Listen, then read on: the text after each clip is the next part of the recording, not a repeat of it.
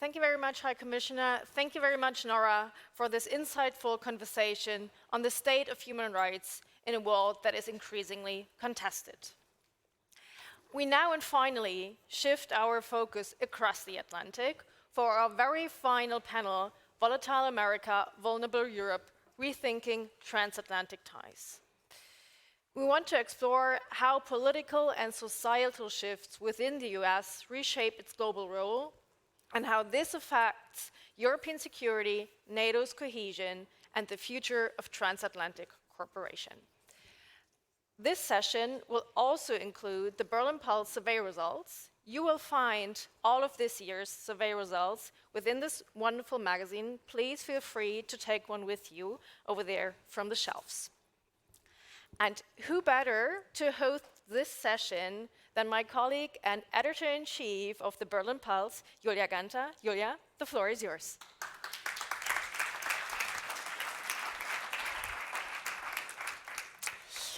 Yeah, good evening. I think I have to say, because it's already gotten dark outside, but as discussing transatlantic relations is a topic that goes straight to the heart of Europe's future, I'm very much confident that it's the perfect topic to keep you all engaged for this final stretch of today's conference. And who is certainly going to keep you engaged are my two wonderful panelists. So please join me in welcoming Rebecca Heinrichs, who is a senior fellow at the Washington-based Hudson Institute, and Benedetta Berti, who is Secretary General of the NATO's Parliamentary Assembly. Please.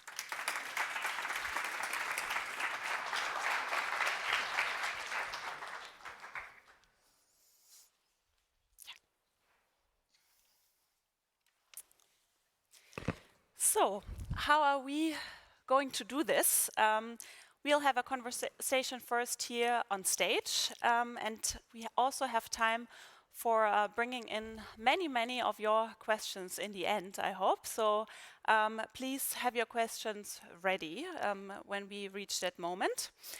And as my colleague Sarah has mentioned, we also have results of the Berlin Pulse featuring our discussion. We just released those results today, so they're really hot off the press. And for those of you who haven't heard of the Berlin Pulse before, and just because we really look deep into those results here, I just want to mention that the Berlin Pulse is a representative survey that we do in Germany since 2017 and in cooperation with the Pew Research Center in Washington, also in the United States. And this year's survey was conducted mid-September, so all the results that you will be seeing here are from mid-September. And actually, I want to start right away with the first result. My colleague Alisa, she has already moderated a panel where we had a European and Ukrainian parliamentarians and other European experts, and they talked about the 28, now maybe 19-point peace agreement. And coincidentally, we asked Germans already in September if they think that Donald Trump is committed to lasting peace between Ukraine and Russia. And as you can see on the slide, 65% of Germans, they said that he's not. And 42% of Americans mentioned that he's also not, however, views a little bit more split here. So, Rebecca, I was wondering, looking at the survey result, do you think that the 28-point plan proves Germans right? Well, first of all, thank you. It's a privilege to be here. I only represent myself and none of my other affiliations. But I think that it's too early to know because we don't know how the plan is going to end up. President Trump has been a pretty outcome-oriented president in his approach to foreign policy, and so I think that the plan needed some very serious adjustment in order for it to work. So my objections as an American were just that I didn't think that the plan as presented, the 28-point plan, would bring peace, let alone lasting peace. Because it didn't put any imposition on the Russians, and it didn't provide sufficient security guarantees to the Ukrainians, and it compelled the Ukrainians to give up territory that Russia currently has not taken militarily, that is Donetsk in the Donbass. And in fact, Secretary Rubio on November 12th said that, quote, Ukraine can't give up Donetsk.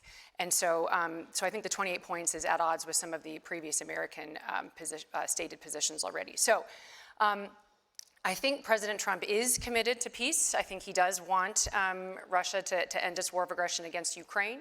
And I think it's just simply too early to know how the plan is going to finally land once the Europeans with Ukraine provides weigh-in with Secretary Rubio. You're quoting the Secretary of State Rubio, and it sounds like when we then compare with what we know from this plan, that the US has to some extent taken some steps back from previous positions that we find in here. And actually, this is maybe a pattern that we have seen with President Trump's view of Putin in the past already for a couple of times. But lately, he had become more critical, saying that every time he speaks with Putin, he has good conversations, and then they don't go anywhere. So I'm wondering what made him shift back in this extent and trust Putin again to even just draft such a plan. I think that I wouldn't characterize President Trump as trusting Putin. I think that the situation is dynamic, and I think President Trump wants to see what can actually stick with both Ukraine, the Europeans, and what the Russians will agree with. My own sense is that the Russians are pretty confident in where they are militarily. China, of course, is the biggest backer of Russia's war of aggression, and China is not showing any indication that it intends to stop providing Russia with critical component parts that are necessary for Russia's war effort. And so I just think that President Trump is still looking for something, anything to try to restart talks. One last point I think it'd be really good for this audience to be aware, though, is President Trump's voters continue to be polled. And among President Trump's voting base, these are Republicans who voted and independents who voted for President Trump, only 16% of Trump voters agree with Russia's position on Ukraine giving up any territory at all to end the war.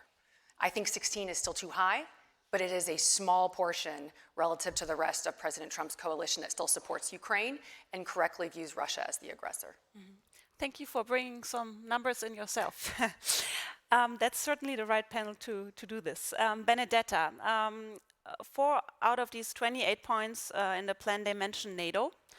For example, it foresees for NATO not to expand further, even change its statutes, that Ukraine will not be admitted in the future. So how does this plan fit to NATO's goal of just and lasting peace in Ukraine that your Secretary General is referring to constantly? Right. Well, first of all, I would strongly agree with what Rebecca said in terms of this is a very much living plan. Things are moving, there are changes. I wouldn't take that initial offer that was on the table as a done deal. I think that's not really the spirit. So I would not speculate on individual points when you are right in the middle of a process. What I will say is what NATO allies, 32 of them, including the United States, have agreed with respect to where do we want to go when it comes to Russia's war of aggression against Ukraine. And there's a number of parameters we have all agreed to. We want an end to the bloodshed. I think we can all agree to that in this room. We want a peace that is sustainable. For that peace to be sustainable, Ukraine needs to prevail as a sovereign, independent country, needs to be able to defend itself today and deter aggression in the future. It needs to have security guarantees in addition to strengthening its own armed forces to be able to then deter future aggression. We have agreed to these goals. We're trying to get there. It's a long process. So instead of speculating on the individual points, what I think it's helpful for us Europeans is to think, how do we contribute to the strategic goals that we have for a future for Ukraine that is secure, that is prosperous, that is sovereign, that is independent? And I think we have things we can do and we should be doing. We need to continue to contribute to strengthening Ukrainian defenses today so that they can negotiate from a position of strength. And that's, for example, why the Secretary General of NATO calls very strongly for allies to continue to invest in our prioritized urgent requirement list for Ukraine, PEARL, to purchase from the United States the equipment that Ukraine needs today. So we continue to do that. We can put pressure on Russia, right? We can continue with sanctions. We can enhance sanctions. There are frozen assets sitting in Europe. We have leverage. So what I would say just to, and I close here because I know we have 1,000 topics to touch upon, is let's think about our own agency. Let's think how we get to that goal that we share with the United States, which is for a future where Ukraine is sovereign, is prosperous, is safe, and is secure. And instead of speculating on the points, let's have skin in the game and bring something to the table. Military assistance, sanctions, pressure on Russia, talking to the PRC and telling them, if you want access to our markets, you cannot be the largest enabler of Russia's war of aggression. There are things that we should be doing here and now that would make us more relevant, give us a more protagonist role, and also be useful. So that's what I would say. Benedetta, you mentioned what Europeans could actually do and how they could become protagonists. And I think that leads me to another result in our survey, because we have asked Germans and also Americans if the European Union's influence in the world in recent years has rather decreased, increased, or stayed the same. And as you can see up here, especially in Europe, in Germany, vast majorities of Germans think that the EU's influence has decreased, and that's even a steep increase of 20 percentage points compared to last year. Now, coming back to this peace deal, I know it's an ongoing document, and I know it's difficult to speculate on it, but still it offers us some insights on how negotiations are currently going, and what we saw in this document is something very far away from what Europeans would see in such a document. So you have ideas on how to become protagonists, but what is lacking for Europeans to actually play this kind of role? And then, please, Rebecca, feel free to come in after. Okay. I'll be very brief because I think I'll go back to the points I made before in terms of to have at least my personal view is in order to have skin in the game in a process, you need to show up with goods. You need to bring something to the table. So my question, and I think we are as Europeans bringing something to the table, but that's where I would focus. How much support are we able to provide, financial, humanitarian, military, first of all, military, so that we are able to contribute to tip the balance in favor of Ukraine as it defends itself. So it's about, are we leading in terms of assistance? And the good news is we are right now, but we could do even more. Same things in terms of same discussion when it comes to bringing pressure on Russia, because if you want to alter the calculus, you also need Moscow to feel that it needs to settle. So that's, again, a discussion around sanctions and how do we step up the pressure? How do we increase our sanction regimen? It's about thinking about how do we use those frozen assets to support Ukraine, again, not in words, but in deeds. These are just some ideas, and they're very practical. And I think if you do these things, if you increase your defense spending, strengthen your defense industrial production, have the capabilities to defend yourselves and support Ukraine, of course your status increases. That's how world politics works. Mm-hmm. You want a seat at the table? What are you bringing to the table? Mm-hmm. Rebecca, do you have additional thoughts on why Europeans are not protagonists at the moment? I mean, I would just add to those comments and say, Germany can provide tourists to Ukraine. The last American administration, the Biden administration, I think failed to lead the alliance in providing the correct weapons that Ukraine needed for its survival, because I think the United States and Europeans believed that there was a difference between an offensive and a defensive weapon when it was the defending nation that was defending itself. Every weapon that Ukraine uses is a defensive weapon. It is the defending nation. So there was this idea that ATACMS were escalatory, or ATACMS, the DPICMS, and then we can go on the longer range ATACMS. And now we're to the point where Ukraine the critical infrastructure is being hit.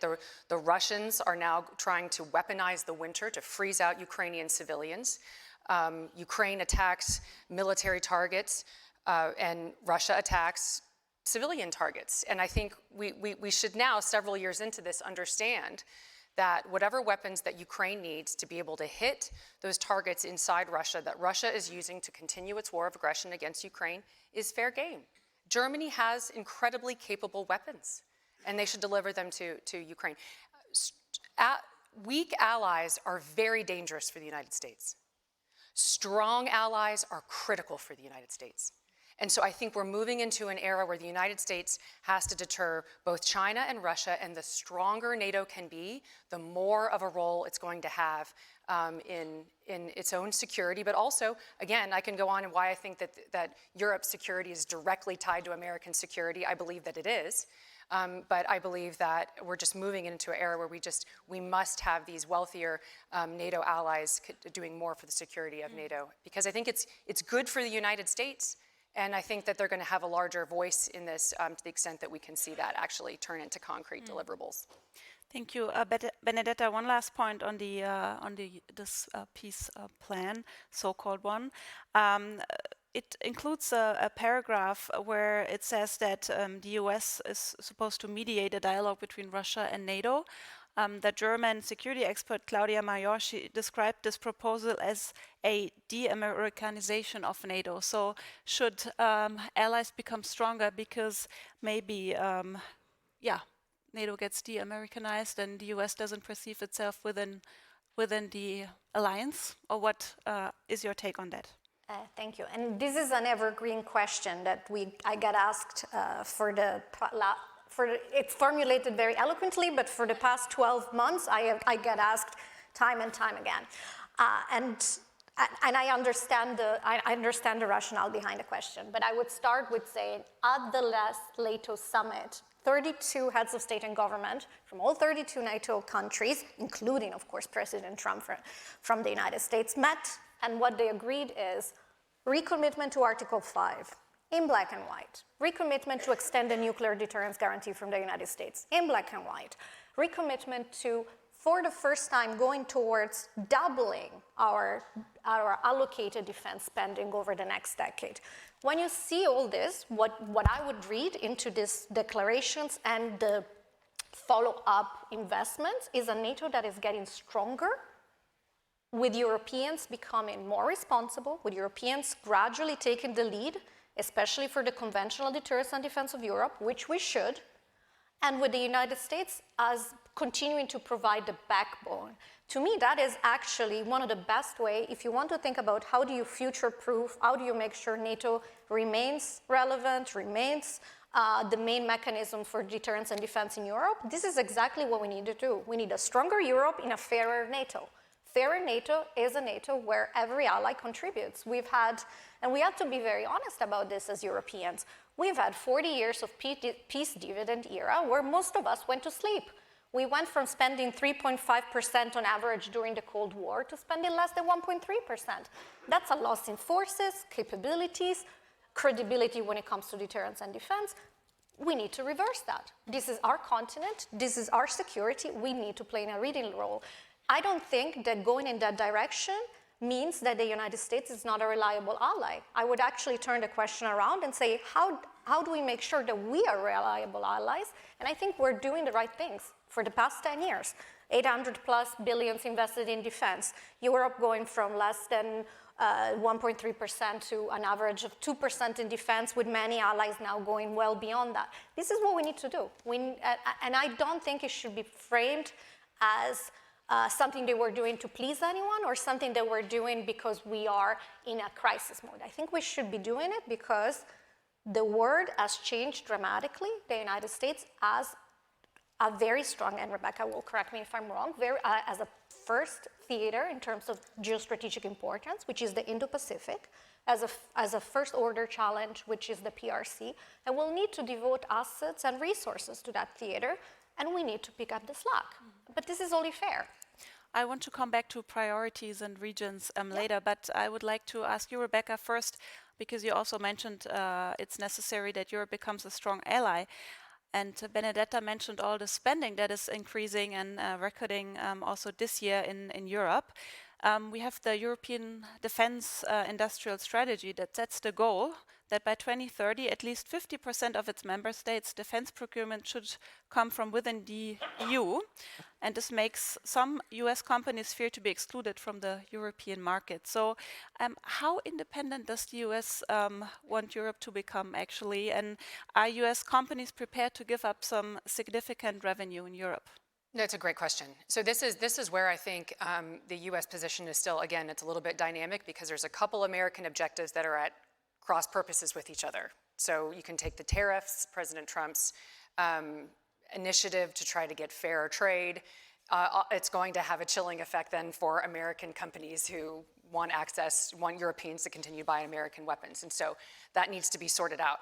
I think, you know, I can spend a whole nother panel talking about the very different schools of thought in academia or in American political thought about US role in Europe, but I believe that American policy remains that the United States is completely committed to the NATO alliance. President Trump's statement after the last NATO summit were even off the cuff, they weren't even scripted, and he was more sure that NATO is a good deal for the United States and that countries are serious about committing to defense. I think we are in a much better place now than we were during the first Trump administration, where much of this still needed to be worked out and demonstrated. Yep. So it's a good question. I think we want Europeans clearly to spend more on defense, to provide more for collective defense. Yes, we want them to have their own industries, their own weapon systems, but we also want an integrated NATO. We still want our systems to be integrated. And so the United States, I think, has to make a hard look on our export controls. We need to be able to export certain systems that Europeans need and be willing to be integrated, and also have to make sure that, that the Europeans still want to buy American weapons and can trust the US government that those weapons are going to be there when they need them. So I think it's a delicate situation, well, not delicate maybe, but it's still dynamic and still needs to be sorted out. Benedetta, from a NATO perspective, should Europe spend its money buying American or buying European? From my perspective, I would say let's maybe take a little bit of a step back and make it as less of a Manichaean contrast. It's not either or. In other words, let's look at the defense. Let's start with our capability targets, right? That's a good place as any to start. And for anyone who doesn't follow NATO day to day, we have a defense planning process. It runs in 4-year cycles. It essentially assigns to each and every country targets. Say, in order to collectively deter and defend, this is what you need to bring to the table. And we agreed the last set of capability targets in June 2025, just before the 2025 NATO summit. These are the most extensive, ambitious capability targets we have agreed since the end of the Cold War. And they require, over time, to spend roughly 3.5% of GDP on hard defense-related expenses and 1.5% on the resiliency aspect, which we can touch upon. My point would be, in order for us to meet these capability targets, we need to do a generational reset of our approach to our deterrence, to our defense industrial base. So we need to invest more in Europe. We need to have a credible defense industrial base here in Europe. We need to scale up, dramatically ramp up our ability to produce and sustain production. So that requires investing at home. At the same time, there are capabilities that we simply do not have the capability to produce at the moment. And we have to be very honest about that. And we still need them. And there are areas, for example, integrated air and missile defense, where our calculation estimate that we need an increase of roughly 400% in assets. Now, very, very bluntly, we do not have all these capabilities here in Europe ready to be bought. So it's not either or. We need a stronger defense industrial base in Europe. We need to continue to have an interoperable system with the United States, and we need to work with partners. The United States, Korea, Japan, we need all of this. And last point, Ukraine. Very important to me. We should not only talk about supporting Ukraine as a burden for Europeans and European defense. Working with Ukraine is a way to invest in our own security. They have the most dynamic, the most innovative, the most groundbreaking defense industry in Europe. So we need to work more with them as well. So a little bit less either or, a little bit more comprehensive approach to defense industrial. Briefly on this before we move. There's another sort of myth that the United States' provision of weapons to Ukraine has drained our stocks, but actually one of the effects it has actually helped the American defense industrial base. So our ability, the United States' ability to produce, for instance, 155 millimeter shells, which Ukraine has needed, has significantly increased since the beginning of the war. So I agree that this is, the United States, given the nature of the growing threats, China, Russia, North Korea, Iran, we need ally scale. We can't possibly do this without ally scale. So all of us have different pluses and minuses inside our defense industrial bases. So I think looking at what one another has too and what we're going to need is just going to take a lot of collaboration, not just within Europe, but United States and Europe as well. I wanted to go back to the priorities and regions because Benedetta has mentioned the Indo-Pacific. Now we see in our survey results that when we ask about threat perception of Russia, that especially Americans, they are feel very much threatened by Russia. Almost 60% say that Russia is a major military threat to the United States. Now, I've come across some leaked parts of the National Defense Strategy that some people might still be waiting for. And in these like references to those leaked parts, it says that the US will focus on protecting the homeland and Western Hemisphere, so the Americas, and that this will become more relevant than counter threats from China and Russia. So how does this fit to the threat perception of the American public if it materializes?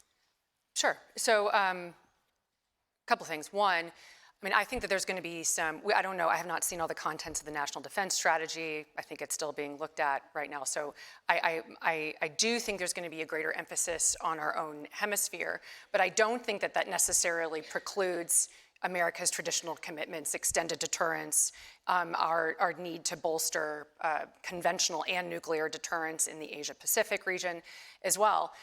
But if the United States cannot protect its own hemisphere and its own self, it makes it a much less reliable partner to extend and to project power abroad. So I do not see these as contradicting. I see them as compatible. For the United States to, and then we can talk about, I know you mentioned the possibility of talking about Golden Dome. To me, that is also, I think, underscores, it should, America's promises, its assurances that it gives to Europeans and to Asians and to our Asian allies, because we have to be able to protect ourselves in order to provide credible extended deterrence and forward projection. If I may, I did want to touch on just the Europe, because you had mentioned sort of our priority theater. I wouldn't really put it that way so much anymore. I think that China, the assessment and the sort of the consensus assessment is that the People's Republic of China poses the greatest capacity to do the greatest harm to the United States. So it is the pacing threat. And yet Russia remains an acute and chronic threat to American security. And Americans clearly understand that. I can go through the reasons why I think that is. We hear it much more commonly from American officials. Anytime we understand that Russians continue to pose cyber threats and attacks against the United States, Russia's threats to outer space, its anti-satellite attacks when there were American astronauts at the International Space Station, we hear about that. We see Russian ships off of our coasts, we hear about that. So the American people understand that Russia still poses an acute threat to American security. But on the two theaters, just really, because I think this is so important, because beyond our current politicians and politics, there's some fundamentals that just remain. One is the United States invests 4 times more in Europe than it does in Asia. Europeans invest 10 times more in the United States than in China and India combined. So the United States and European security are tied. The United States cannot possibly deter China without a secure and free and prosperous Europe. We cannot. And I'll just end on this point with a quote from a good friend of mine, Wes Mitchell, wrote a piece where he said, with Europe, the United States is a Eurasian power. Without it, we are a hemispheric potentate on the edge of the world. Mm-hmm. And I believe that's true. And so regardless of all of the different things that we're dealing with today, I think that that is still going to be an abiding reality. Great. Thank you, Rebecca. What I get from your response is that even if there is maybe a reshift on homeland and Western Hemisphere priorities, the United States will try to continue with the rest, and it's not really a reprioritization. However, we are seeing that. Just give me a second. I come back to you. I'm excited. Yeah, that's Wonderful. Because actually, Benedetta, I want you to ask from a European perspective, we are already seeing that the United States are withdrawing troops, 800 troops from the eastern flank in Romania. So is it really possible to do it all at the same time, or should Europe expect this to be just the beginning? Right. So my excitement can be. I can find the channel for my excitement by answering your question. I would say the strategic. I completely share Rebecca's strategic assessment in terms of the relationship between European security, the stability in the United States, the interlinkages between the Indo-Pacific and the Euro-Atlantic theaters, for that matter, that whether we like it or not, I think is being brought closer and closer together, including through the cooperation between Russia, China, Iran, and North Korea. So I agree, and I think from my point of view as a European, I still think Europe has an important role in terms of deterrence, forward defense for the United States, and I don't see that changing. At the same time, I think as Europeans, I think it would be the wrong lesson to think, oh, therefore, everything's going to stay the same. Therefore, the military commitments can stay the same. Because even though I completely agree, these theaters are interlinked, and the United States, I believe, will continue to have vested interest in peace and security in Europe for the foreseeable future. At the same time, if there is a more complex security environment with more threats and more challenges, that does require allies and partners to step up. And so that is when I wouldn't like us to become complacent. Yes, it will remain important. Yes, there will remain commitment, but it will not be the same deal as the 1990s, where we can focus entirely on our domestic welfare and decide that defense is something that we can outsource. I do not think that deal would work for Europe or for the United States in this security environment. So that would be my agreement, but to say yes, but we will need to do more because the security environment requires everyone to do more. Yeah, I just want to foot stomp that. My sort of articulation of the threats and US interests still requires allies to significantly build up and provide more for collective defense. So my argument is not that Europeans have to do more for their defense because of some sort of fairness issue. I know that that is a component, that is a theme right now with the United States in dealing with our European allies. My fundamental argument is that Europe must do more because the United States simply needs it. We need Europeans to provide more conventional deterrence in Europe because the United States is still going to provide extended nuclear deterrence. I think that the 800 level troop deployment of the rotational brigade in Romania, I think it's regrettable timing-wise. I think it sends the wrong signal. I do not think that it's going to materially decrease the security of those sensitive areas of NATO's eastern front.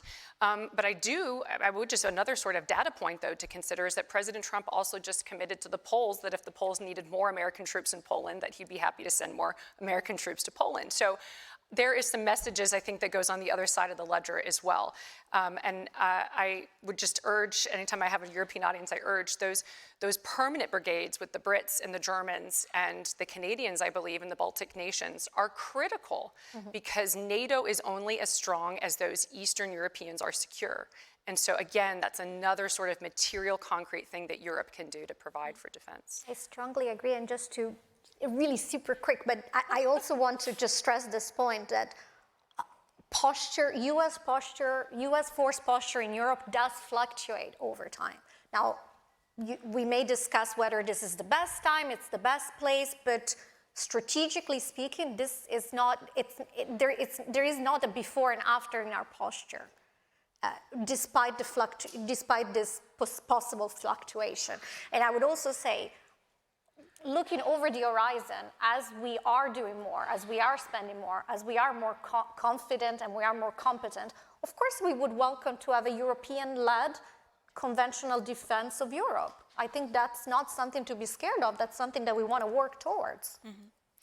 Thank you. I would like to come back to nuclear deterrence, also because Rebecca has mentioned it already. And we have some interesting results on that, because we found out in our survey that 62% of Germans, they think that we cannot rely on the US nuclear umbrella anymore for our security, and instead would favor seeking a nuclear umbrella provided by France and the United Kingdom. Rebecca, you've mentioned the Golden Dome, a nationwide missile defense initiative that is planned. It doesn't exist. We have quickly talked about it before, that many Americans believe that it already exists. But however, if it materializes, what impact would it have on the credibility of US nuclear deterrence in Europe? Yeah. So the current missile defense that the United States does have now, the ground-based mid-course defense system with the interceptors in Alaska and Fort Greely, Alaska, and Vandenberg in California, that particular missile defense has actually been very, very helpful for the credibility of our extended deterrent on the Korean Peninsula. So let me explain. So we the United States, have continually, as part of our efforts to convince the South Koreans that our extended deterrent is credible and legitimate, is that we have our own missile defense system designed specifically against the limited threat from North Korea. So would we come to the aid of South Korea if the United States was totally vulnerable? We think that that would be less credible. It's more credible if we can provide a defense against those particular ICBMs. The Golden Dome is supposed to be aspirationally to defend against the more sophisticated threats from China, from Russia. And by the way, the bipartisan commission that I served on, the U.S. Strategic Posture Commission, also concluded and assessed that the United States should evolve in our deterrence policy, in our defense policy, to include, we didn't go as far as strategic defense initiative level, missile defense of the homeland, or globally postured, but we did say that we have to expand missile defense of the homeland to defend against the coercive threat from peer state actors, Russia and China, in order to not undermine deterrence, but to bolster it, because the nature of the threats have gotten so bad, and because neither China nor Russia have been restrained in building their own missile defenses. So my view is any increase or expansion of missile defense in theater, so the European theater missile defense, but also of Americans' more strategic missile defense, it does not undermine our strategic deterrent. It just strengthens it. Benedetta, shouldn't the US president invite NATO allies to join the Golden Dome initiative to convince Germans, for example, that nuclear deterrence is still strong? And maybe I would say what we should do, and we are doing, and we should do at pace, is continue to modernize and invest in our integrated air missile defense posture in Europe through NATO, which I wouldn't say it's our Golden Dome. That's maybe a little bit, that's aspirational. Let's put it as an aspirational statement, but it is the organizing mechanism we have for our for air policing to air defense, so to protect our aerial space from threats from hypersonic missiles to drone incursions. And I'm happy to talk a little bit more about those, because they are rightly very much in everyone's mind, I think. So what I would say is, we know that when it comes to integrated air missile defense, this is one of the areas where Europeans really have a significant capability gap to fill. And that's where Secretary General Rutte said we have a 400% need to increase our capabilities. And that's something we can and we should, and we are doing to some extent, but I think we could do more. That's about from sensors to interceptors. And you see why this is so important, because in the last week you have seen the number of drone incursions and other airspace incursions into our own territory. This is about, if you want to respond to those, you have to have a solid integrated air missile defense posture, which means more capabilities. In certain countries, it also means looking at the legislative framework. Not all countries have the right legislative framework to ensure our military commanders are able to take decisions at the speed of relevance. And what I'm saying in very plain terms, the ability to shoot down those drones if the assessment is that they need to be neutralized as soon as possible. So there's things we are doing, and it's about legislative framework, ensuring that those hurdles to fully exercise our posture are removed, and then capabilities. It's not about Europeans joining the Golden Dome in the United States, which is about the Western Hemisphere anyways. It's about us playing a more active role in terms of bringing assets, capabilities, into the NATO integrated air missile defense. And here is where also European Union initiatives to purchase more of these assets can be really, really helpful. They're then plugged into the NATO system and they are under secure command and control, which is something that works very well and we want to preserve from my point of view. So we have talked about capabilities and also about spending, but an aspect I think we have to consider when we talk about resilience in times where we are not in peace and also not in war, as it is often put here in Europe. Another aspect to consider is the resilience of our societies. And what we have seen in our the Berlin Pulse survey this year is that 54% of Germans, they say that that they are concerned that Russia is trying to influence our public opinion here in Germany. So my first question to you, Rebecca, would be: do you think that Germans are not entirely aware, or do you think they are too worried, or what does this number tell you? Oh no, I think that we are in an era in which open societies, democracies, that our openness is being exploited by authoritarian countries that do not share our values. One of them is in the area of exchanges of ideas and free speech and expression. And it is going to be a challenge for all of us for the foreseeable future. Yes, the Russians, the Chinese, the Iranians, they are working very diligently to not only create turmoil within our own societies against Germans, inflaming passions with different factions inside German politics. They're doing it inside the United States. And then they're doing it to sow division between the alliance. So I can tell you every bad thing that's going on in all of your governments just for being on X or checking out TikTok. And it's not that those bad things aren't happening, it's just that they're being pushed and shoved into the American public discourse. So I think it's a major problem. I think it is a major problem because this is also happening at a time of populism, because our societies do not have great confidence in institutions and in experts. And I think that's largely the fault of institutions and experts. So I think it's a major problem. But it's not just a problem for Germany, it's a problem in the United States as well. Benedetta, what kind of measures could be taken to improve this resilience and make people maybe more aware of this information warfare? Right. So I would say that that's a really important question because resilience at large of our societies, but also of our critical infrastructure, supply chains, so also beyond the disinformation aspect, I think it's one of our key vulnerabilities. For example, when we talk about the fact that we need to go double our defense spending and go towards a 5% defense spending with a 3.5 on core defense investments, we're talking about having an defense industrial base that is able to sustain and ramp up production. Well, they need supply chains to do that. They need semiconductor, critical raw materials. And all of those create vulnerabilities and dependencies. So the concerns over resilience of supply chains, infrastructure, I think it's incredibly important.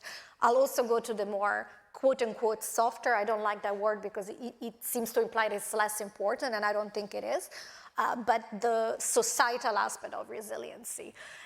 And there again, it's very difficult to give you one size fits all response. I think it is about a series of different things. It's about increasing our cybersecurity. It's about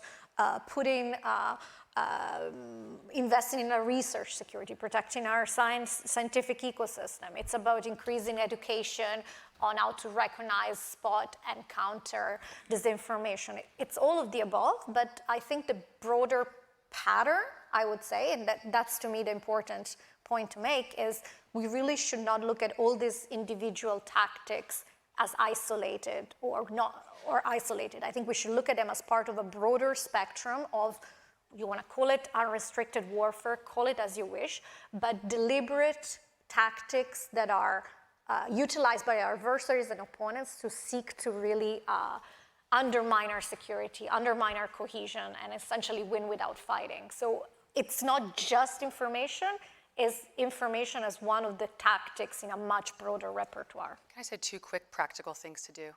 I know you've got so many good questions. One, we should not permit an adversary nation to control the algorithms that affect our information space. No Western country should have TikTok controlled by Chinese algorithms. I think that's the first thing. What's about the American? And then so that's the first. We turn to the public in a second. So that's the first one. So I think sort of an adversary nation having control of the algorithms that are pushed into open societies. I think we don't need to tolerate that. The other thing, just transparency in where some of these accounts are coming from. So if I am pushing forward a new report or a new op-ed that I've written and I put it on X, now with the new policies on X, I can see that all the people calling for me to be fired are located in Pakistan, in Belarus, or wherever they're looking. You can see now the origin of these accounts that are now harassing me on X. So that's also important. So I think transparency in who is giving the information and what the motivations may be, I think is going to be critical as we fight for getting ground truth on the reality of things. I'm feeling that in the audience there are a couple of people who might want to come in. So I want to give you the floor, and maybe Peter Frey, as you have already raised your voice, let's start with you, and the others have time to think about their question. I'm sorry for my temperamental intervention. Yeah, Rebecca, I wanted to ask you, I mean, you gave the right analysis that social media and social media influence is kind of the hybrid warfare. We had the same issue in the former panel. But what does the Americans do against it? I mean, when do you learn that freedom of speech may be a threat to open and free societies? First question. And the second, a little bit without a little bit less emotion. I thought it was very interesting that 60% of the American people see Russia as a threat, and at the same time, they live and they can watch it on their television sets that the American president tries to be a very good close friend with Vladimir Putin and welcoming in on American soil in Alaska. How do you explain this contradiction, or isn't it a contradiction from the American point of view? Thank you. Maybe we take one more, if there is one more. Okay, I give it first back to you, and then I'll. First of all, I think I'm very satisfied that we've kept everybody awake this late into the evening, that we still have a lot of excitement left in the audience, so I do appreciate that. First, no, I believe freedom of speech and expression is a fundamental mark of American society and should not be compromised. But that is among the American family, the American people. That does not mean that I need to grant freedom of speech to an authoritarian country that operates the most sophisticated techno-authoritarian state that's trying to undermine my country and the American way of life. So I make a different. Now, it's hard. I have to spend, even though I am, I work at a think tank where I'm mostly focused on strategic deterrence. But I know that when I go into the American Congress and I want to make a defense for selling Patriots or whatever to Ukraine, that I have to also spend a lot of time going through what is true and not true that this congressional office has been dealing with that's coming in from American podcasters or whatever. But that's just part of my job now. I can't, that's part of, the onus is on me to fight with facts and information to win the day, to then push forward my argument. That's just always been the nature of the challenge. So I understand that it's hard. I've also had to deal with, the rising of anti-Semitism on the American right. Again, I do nuclear strategy. I have to grapple with this and contend with it and provide facts and detailed analysis and argumentation to push back on the wrong information. Anyway, it's free speech. I still believe that it's necessary to protect it and defend it.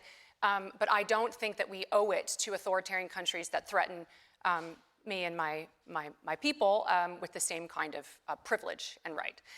Then the last thing I'll say was on, what was it about? What was it about? Oh, Yes, I think Being a friend. Friends. I think that the American, so for the Trump voter, and I've studied this is not sort of me just sort of speculating, I've really sought to understand this and spent a lot of time, and it's really, there is, it's not just that President Trump, I mean, he went to Kim Jong-un, and during the height of fire and fury, and was willing to offer Kim Jong-un immediate integration, basically, into the global economy if he would simply turn away from his illicit nuclear program, stop popping off missiles over our allies, the Japanese, and that all would be forgiven if you choose this non-aggressive, better path. And I think that Trump voters are convinced that President Trump is a businessman that's taking a businessman approach to dealing with very, very threatening, dangerous people. So this notion that President Trump sort of prefers or likes, it's just simply not what his supporters, his voters believe. They see him as looking for outcomes that benefit the American people. But but your point though, it is a remarkable point. Republican support for Ukraine is still high, very high. Republican assessment that Russia poses an acute threat to the United States remains high. The Vandenberg Coalition is a great institute that continues to do polling on this issue. So it's just not true that President Trump's supporters are sort of, quote, pro-Putin. It's simply not true. And maybe even to turn it around, I'm going to not talk about US public opinion, but to turn it around from where I sit as a European, I think I would love to interrogate how, even though we are in the 4th year of the most substantial war of aggression on our continent that we've seen since World War II, even though we have day-to-day cyber attacks, sabotage, airspace incursions, political assassination, I can go on and on. With all of this, 47%, only 47% of Germans thinks that Russia is a threat. Of course, freedom of speech, absolutely, that's their right to think so, but it makes me wonder, from where I sit, what are we not doing to talk and engage with our publics around the fact that we are in a really different security environment, that the Russian threat militarily, but also to our ways of life, is not fictional, and that we actually have, unfortunately, strategic competitors and adversaries that are actively trying to undermine us. So maybe just as a self-reflection as a European, what more can we do to communicate that we are not at peace? Because in the really interesting results of the polls, I see sort of that we're still trying to come to grasp with this end of the post-Cold War, and we still have some peace dividend hangover. So that just from as a European observing the polls results. Thank you. We have a question here in the middle, and while the gentleman gets the mic, maybe just let me contextualize this result, because actually this 47% seems low, but we've started with a number of 17% in 2021 before the invasion. Okay, wow. So just to contextualize the number, it has increased quite a lot, even if it's still low compared to the US public view. Now it's your turn. Please introduce yourself also. Yes. My name is Julian Fota. I'm from Romania. This morning, Mr. Lavrov said that the US should stick to the letter and to the spirit of the agreement between Mr. Trump and Mr. Putin in Alaska. So probably at this moment, many like myself are asking themselves about what kind of agreement Mr. Lavrov speaks, when it comes to the meeting in Alaska. And in fact, my point is not necessarily about that agreement, existing or not. My question is, how do we stop the Russians to continue to play on our weaknesses? Because before reaching an agreement with Ukraine, I'm afraid that we will lose the transatlantic relationship, which is so important, as you all three mentioned it. So how to stop Russia, playing on the offensive all the time and playing on our own weaknesses? Because again, with only one statement, Lavrov, created a lot of turmoil. And although maybe Mr. Lavrov is lying, maybe there is no agreement, between Mr. Putin and Mr. Trump. But the simple fact that that meeting took place created another opportunity for the Russians to play against us. And again, they are playing, a country with an economy as large as Spain or Italy is playing with us on an equal footing, and that's something to concern us all. Thank you. Benedetta, I saw you nodding, so I guess you have some thoughts. Well, I mean, my nodding was because I completely agree with the assessment. I mean, I completely agree with the fact that Russia has been quite apt at creating, at trying to exploit our existing divisions, at exploiting our grievances, at trying to, through diplomatic offensive, put us on our back footing. And I would agree with what I think is the spirit of the question, which is why are we not more forward-leaning? Why are we not, just as the Russian Federation is trying each and every day to create dilemmas for us, to make it harder for us to support Ukraine, to undermine our societal cohesion, why do we not think a little bit more proactively about how we create strategic dilemmas for them? I think I would say that the answer deserves, it cannot be answered in the 5 minutes remaining, but I think it's at the core of the homework we need to do. For example, encountering hybrid threats, which we know are growing, they're more sophisticated, they're increasingly more brazen. And a lot of what we're doing is deterrence by denial. We're becoming stronger, more resilient. That's really important. We need to do more of that.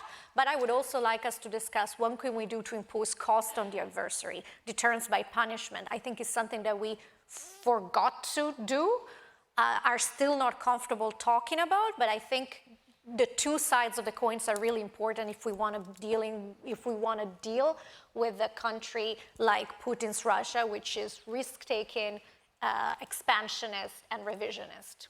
So I just was nodding because I agree. Rebecca. Yeah, briefly, I would just say that, you know, I look forward to the time when we don't have to pay attention to what Lavrov is saying. I don't take what he says as truth, and so I wouldn't, but I know we have to take it, we have to observe what he has said, but I wouldn't read much more into anything that Lavrov says on that. You know, the only thing that I would add is there are other things. I am actually heartened that that percentage has gone up so much over the last couple of years, but I think part of it would be natural that Germans in particular would not view Russia as a threat while Germany is so reliant on Russian energy. And so it's as Germany has become less reliant, almost entirely not reliant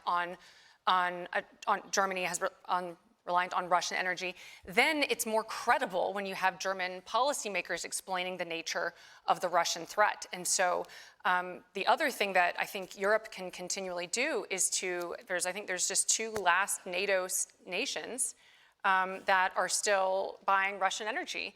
And so I think that President Trump is right to put a spotlight on that and to show that, you know, it doesn't make any sense to continue to fund and fuel the Russian war effort while we're also asking one another to do more, to provide more for European security. So there has to be a sort of across administrations over time agreement, regardless of who is elected in each of our governments, recognizing there is a persistent chronic threat from Russia. I mean, especially in Germany, I mean, Russia is escalating an ongoing campaign of sabotage. I've got sabotage subversion against trains, vehicles, airplanes, pipelines, electricity grids. I mean, this should be on your evening news every single night, that Russians are attacking German civilian infrastructure, assassination attempts against the heads of German arms manufacturers. I mean, I could go on, but this should be part of the education, I think, of the German people. They should know the risk that they are under. Thank you, Rebecca. Before we close, because I also didn't see anyone who really wants to come in anymore, I have a very last question for you. And I want, if you could show us again the last slide. Because in the past decades, the transatlantic relationship, and I've actually learned here tonight that also the relationship between Putin and President Trump is described with friendship metaphors, but it was before something that I rather knew from the transatlantic relationship. So people are frequently using this friendship metaphors. Now we are seeing in our survey that from the German perspective, people don't really evaluate this relationship so positive anymore. And also in the US, the positive perception is dropping. So I was wondering if, to conclude, the two of you looking ahead could maybe share with us what you are guessing, which kind of metaphor do you think people will use to describe the US-Europe relationship 5 years from now if the outlook is not so positive for friendship metaphors anymore, maybe? In 5 years from now, I think it will remain a strategic necessity for both sides. And I would say, despite the fact that there are frictions, I mean, nobody can stand here and say that there are no frictions today in the transatlantic relations. They would not be accurate. I would still say, if I look at the broader strategic context and I look at the adversaries and competitors and the challenges we face, whether it's Russia, whether it's China, I would say we have no better option than sticking together and remaining a community based on the same strategic outlook. So in 5 years, a strategic necessity, indispensable partnership. Thank you. Rebecca. Yeah, I mean, look, I don't think, I sort of laid down some of the points why I think that there's an abiding reason both on principles and interests in which the United States and Germany remain allies. And my hope, I'd like to get us to a place where we can sort of agree on the fundamental principles that make us friends and allies. And I think that those things are going to be few and fundamental: rule of law, security and sovereignty of a nation's physical borders, freedom of speech. You know, you can kind of go through some of those very basic things that make us shared democratic societies that care about the natural rights of the individual person for the sake of human flourishing within our open societies. I would like us to be stronger there, and so that there is a greater trust. I think to get there, it's going to take a lot of work, but it's going to take a lot of work sort of America working on itself and of Germany working on itself. And it's the beauty of democracies is that, I've been a long time advocate of embracing pluralism in the free world, where the United States doesn't have to tell other countries what to do and vice versa, but because we can entrust the democracies to themselves. But so I'm hopeful that the friendship part will continue to increase and improve, but I am quite positive that the strategic necessity of the two allies will remain. Thank you, Rebecca. I think from a European point of view, looking at it from here to the other side of the Atlantic, we would also be hoping that we can agree on these principles in the future that you've mentioned. So thank you very much to the two of you for your insights and your time, and to the audience to staying with us here with us for this last panel. And I hand it back to Sarah. Thank you very much.